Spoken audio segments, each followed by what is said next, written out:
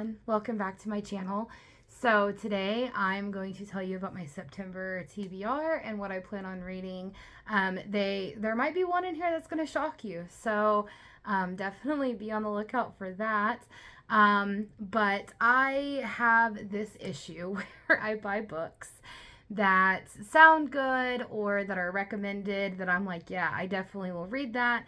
And then, of course, they sit on my shelf and I don't read them. And then, I just have this ever growing library of just a physical TBR that just never gets cut down. So I decided to devote September to that. It is going to be a little bit of a light month for me.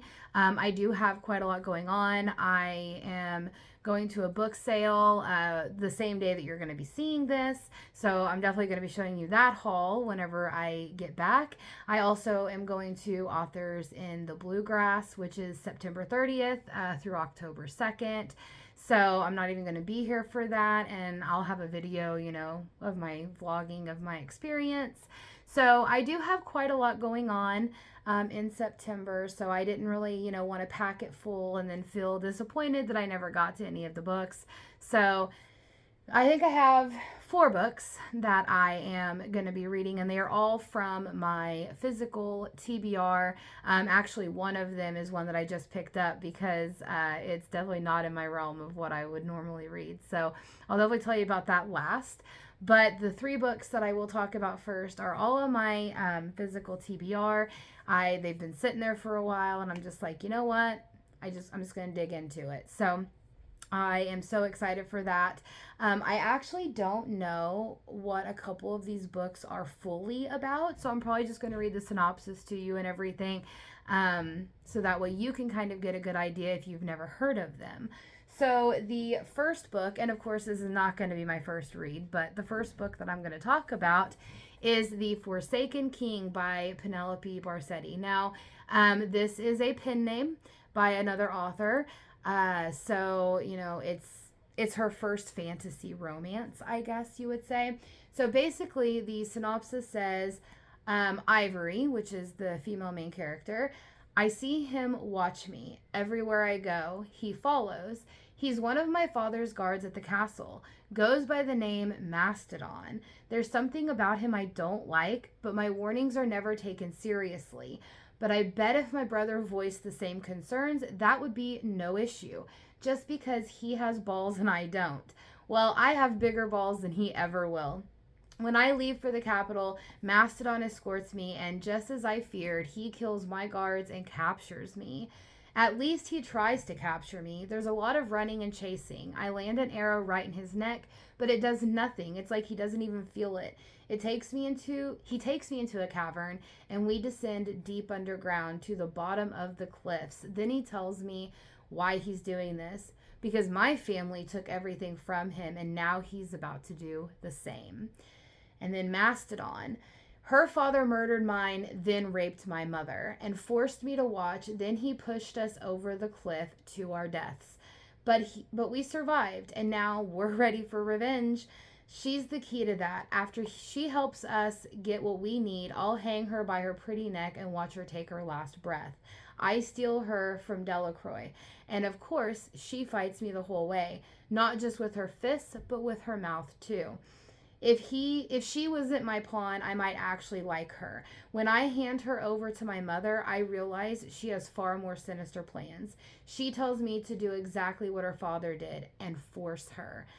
That's not the kind of man I am, so the answer is no. But then she asks Geralt, the most barbaric man I've ever met, so I volunteer because I know she'd rather be me than anyone else. So this is a very dark book. Trigger warnings, there is rape in here. There is assault. There is, a lot of, vulgar language, some spice. There's a lot of things that go on in here. So definitely check trigger warnings before you read this. But, of course, I like a dark romance, and this is a dark fantasy romance, so I'm definitely all in for that. The trigger warnings don't bother me as much as it might you. So check those out. Like I said, there's rape in here. There is, a lot that goes on. It is quite dark. I have been told that. So check those out. But I'm pretty excited to get to this one. Pretty excited. It's definitely not going to be my first read. I already know what my first read is going to be, but this is probably going to be my second. So I can't wait to read that. Then the next book that I have is a special edition of The Inadequate Heir by Danelle L. Jensen. So with this book, it is a bookish box edition. So it has, of course, a fully designed cover. It is also, signed by the author. But this book is the third book in the Bridge Kingdom and the Traitor Queen, which is the first duology in this series.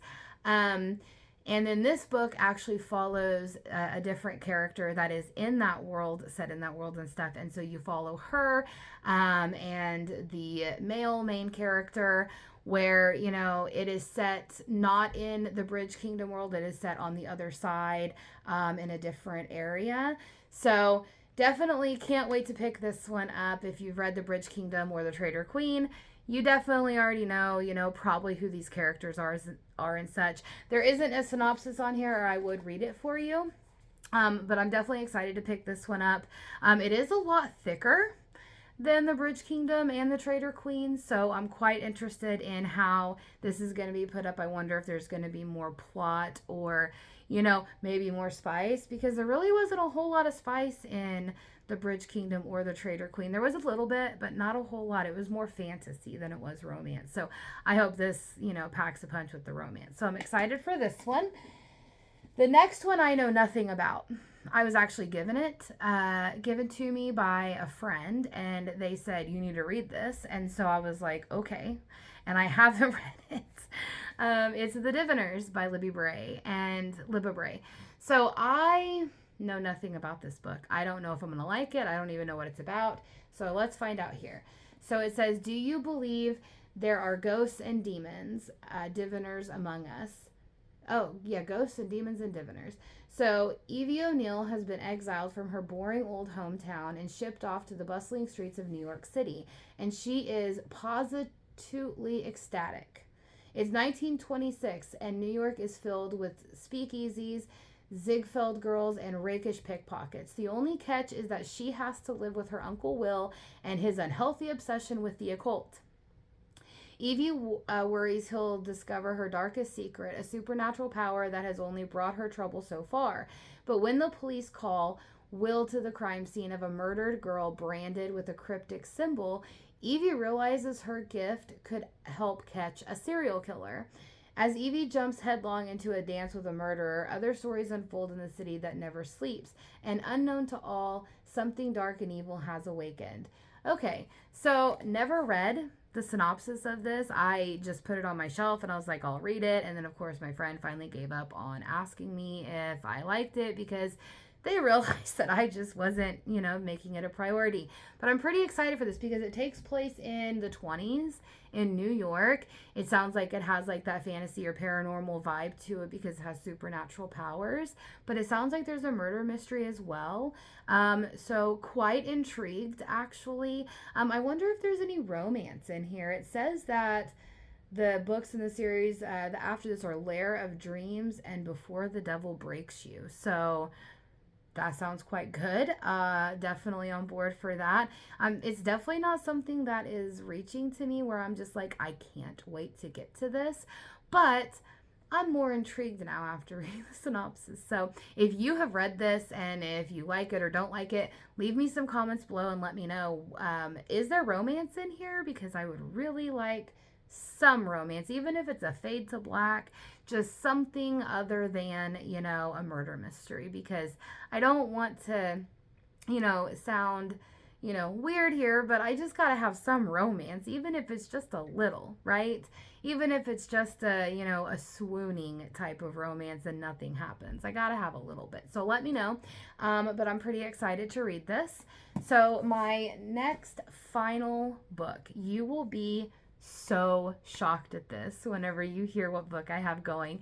So I am going to be buddy reading this with one of my friends locally. She doesn't really read like fantasy romance or like paranormal romance, which is fine. But I picked this up. I think it's historical fiction. It is contemporary. There might be a little bit of romance in there. I don't know.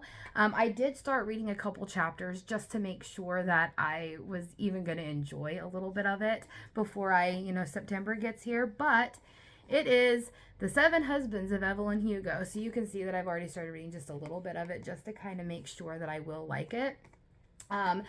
But this is by Taylor Jenkins Reid, and it is one of the most hyped books that are out there. I've never gravitated towards it, but what happened one day is I was scrolling through, I think, one of my book groups or something, and somebody, who kind of reads the same books that I do was just raving about it. So I was like, well, let me just go check out and see what it's about. I read what it was about, and I was like, okay, I'm going to give this book a shot. And so I texted my friend, and whenever I asked her to buddy read, she was a little hesitant because she was like, which book? Because she doesn't like some of the stuff I do. And I told her, and she just was so happy because she's been wanting to read this. So what it's about is reclusive Hollywood icon Evelyn Hugo is finally ready to tell the truth about her glamorous and scandalous life. But when she chooses unknown magazine reporter Monique Grant to write her story, no one is more astounded than Monique herself. Determined to use this opportunity to jumpstart her career, Monique listens in fascination. Maybe I should learn how to read. From making her way to Los Angeles in the 50s to leaving show business in the 80s, and of course the seven husbands along the way, Evelyn unspools a tale of ruthless ambition, unexpected friendship, and a great forbidden love. But as Evelyn's story nears its conclusion, it becomes clear that her life intersects with Monique's own in a tragic and irreversible way. Written with Reid's signature talent for creating complex, likable characters, this is a mesmerizing journey through the splendor of old Hollywood into the sobering realities of the present day as two women struggle with what it means and what it costs to face the truth.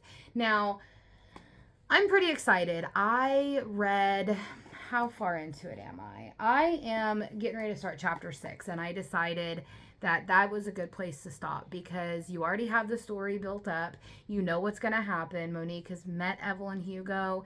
They both talk about why Evelyn chose her and what she is expecting of her. Monique agrees. Of course, she has 1,000 questions. Evelyn doesn't want to answer that at the moment. She said, I promise you, if you take this job, all of your questions will be answered. You will not have any lingering questions after we are done. So I am really, really excited. So basically, Evelyn reaches out to the newsroom or the newspaper and says, I want someone to do a piece on me because she's getting ready to give away or donate 12 gowns, for cancer research and everything like that. And they're expected to bring in like $12 million or $2 million. And so they think they're going to get the first expose, of Evelyn Hugo that nobody has ever been able to get in decades. So they're jumping at it. They're throwing all of the, top reporters they have.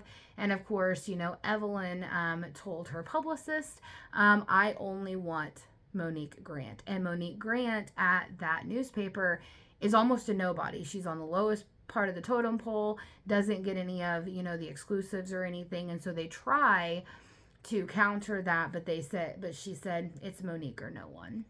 And so now everybody in, the newspapers and stuff, all around the nation are, just like, why Monique? Why, this paper? Blah, blah, blah. So I'm pretty sure we're going to find out why, because their lives intersect in some way. And I'm really curious as to why. So how does Evelyn Hugo know Monique Grant? That is my biggest question. So I'm pretty excited. I wanted to stop. I wanted to read this in September, but at least the first 5 chapters really set up the book, really set up the premise of why, and, all of these questions that we have. And so now I cannot wait. So definitely can't wait to read this. And I can't wait to hear what my friend thinks of it either. So those are my books in September that I am going to be reading. If you have read any of these, or if you plan on reading any of these, if you like them, if you don't like them, let me know in the comments below. Head on over to my Instagram, Let's Talk Books over there. But if you like the video, definitely make sure you like it, subscribe so you don't miss out on any of my content. And until the next video, I hope you all have a great day. Bye!